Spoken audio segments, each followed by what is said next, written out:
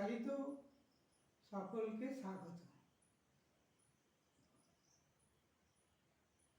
মনের কথা এই সময় বিষয় আমাদের দেশ ভারতবর্ষ।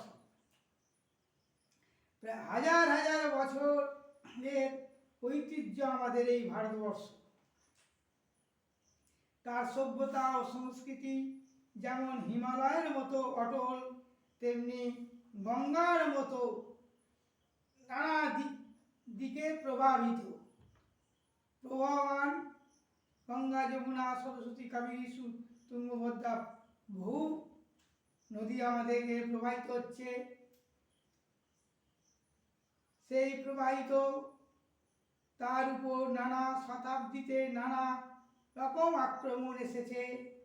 নানা বৈদেশিক শক্তি তাকে গ্রাস করতে চেয়েছে, মুছে ফেলতে চেয়েছে তার ইতিহাসকে আমাদের, কিন্তু বারবার আক্রান্ত হয়েও ভারতবর্ষের ইতিহাস মুছতে পারেনি।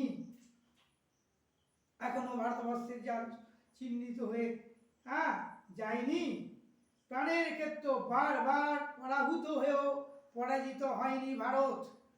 এই সেই অপরাজিত সত্তাই চিরকাল প্রজ্ঞাশীল পৃথিবীকে আহ্বান করেছে তাকে গভীরভাবে জানতে। এই জানাটাই হচ্ছে পৃথিবী এবং ভারত আবিষ্কার, ভারত।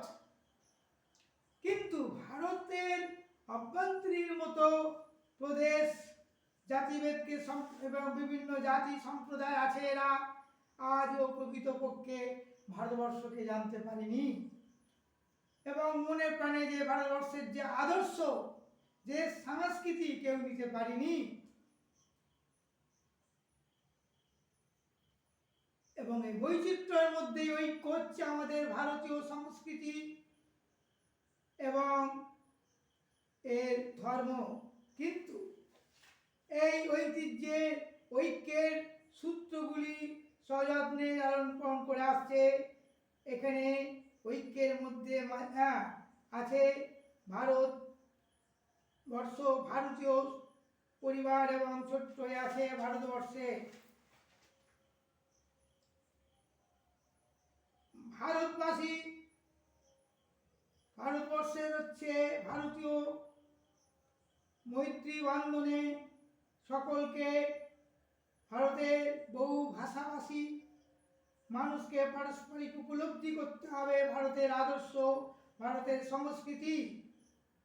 আমাদের ইংরেজ রাজত্বকালে পর্যন্ত যেসব প্রদেশবাসী একে অপরের যে স্বতন্ত্র ছিল, তাদের সেই স্বাতন্ত্র্য ঘুচিয়ে এক অনন্য জাতীয়বাদে আমাদের ভারতীয় বোধ সকলকে মৈত্রী বন্ধনে আসতে হবে। ঐক্য, মৈত্রী, মানবতা বোধ, দেশ জাতি গঠনের এটাই আমাদের প্রথম কাজ হবে। কিন্তু এই কাজটি সবচেয়ে বড় হতে হবে গণতান্ত্রিক ভিত্তিতে আইনের শাসনে বাঁধাটাই সকলে ভারতীয় বোধের বাঁধা। কিন্তু তা যে কত বড় মিথ্যে তার প্রমাণ পেতে দেরি হয়নি। আমাদের বিভিন্ন প্রাদেশিক মানুষ একে অপরের গভীরভাবে উপলব্ধি করতে হবে ভারতীয়